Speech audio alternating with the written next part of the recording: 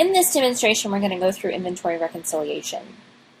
So how do you make changes if you notice that what's on your shelf or what's in your inventory location does not match up with what the system has? So the way you're going to do that is wherever you are in VetView, look across the icon bar at the top and click on the very last one, Navigation. In the Navigation menu, in the Inventory Screen section, you're going to click on Inventory Reconciliation.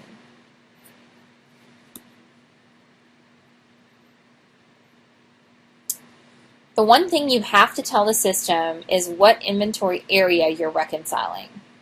So I'm going to go to Neurology, and you'll notice when I choose Neurology, Supply Closet popped in because for Neurology I only have one inventory location, and that is Supply Closet, and because I only had the one, the system recognized that and went ahead and put it in the system. If you're doing inventory reconciliation for a large area like Central Services or Central Supply, you may have a ton of inventory locations, in which case the system's not going to automatically pop anything into this screen. But you can either start typing in your inventory location, or you can hit the drop down and choose from the list.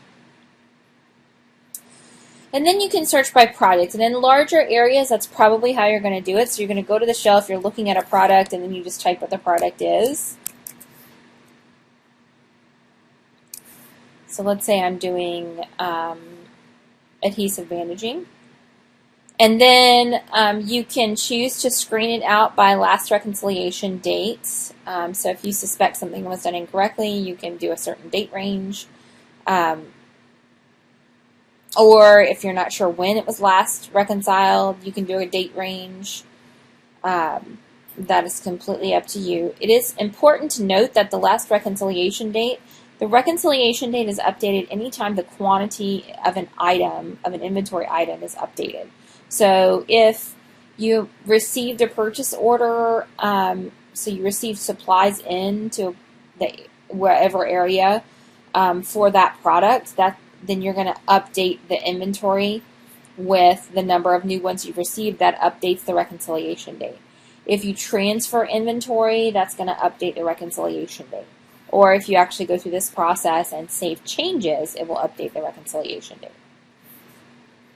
And then if you want to hide previously reconciled inventory, like you're doing that larger area like Central Services, and you take several days to actually go through reconciliation, you may want to hide the reconciled inventory. So maybe you're in an area, you're still working on adhesive bandaging, but and maybe you don't indicate a inventory location. So maybe we take this portion out, and you're still counting bandages, but you've finished one area but not another.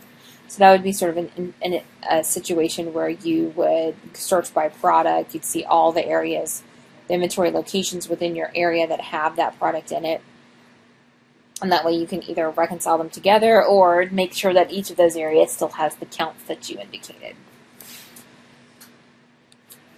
All right, and then if you run the search, you'll see every area that has the product in it. So in this case, we have 2 lines that show adhesive bandaging and the Neurology Supply Closet.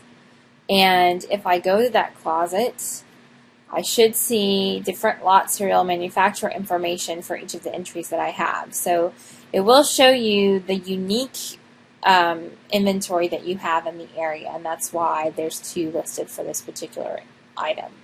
And then you just go through each line. So for this one, of course, we'd have to use our imagination a little because I don't have a lot and serial number listed, but normally you would.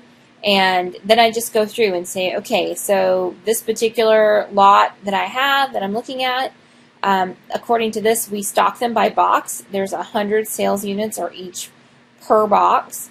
And according to this, I have 96 individual adhesive bandages for this lot in my supply closet. If I want to go through and count those by sales unit, because I don't have an entire box, I simply need to change my actual quantity amount from stock to sales, and now I can go in here and say my actual quantity maybe is 95 instead of 96. All right, and then you just go through that for each line. So for this lot and serial number, I'm going through. I have a complete box. It hasn't been opened. It's still sealed. I'm good. And then when you're done with that reconciliation, you simply post new values to update your records to the correct amount.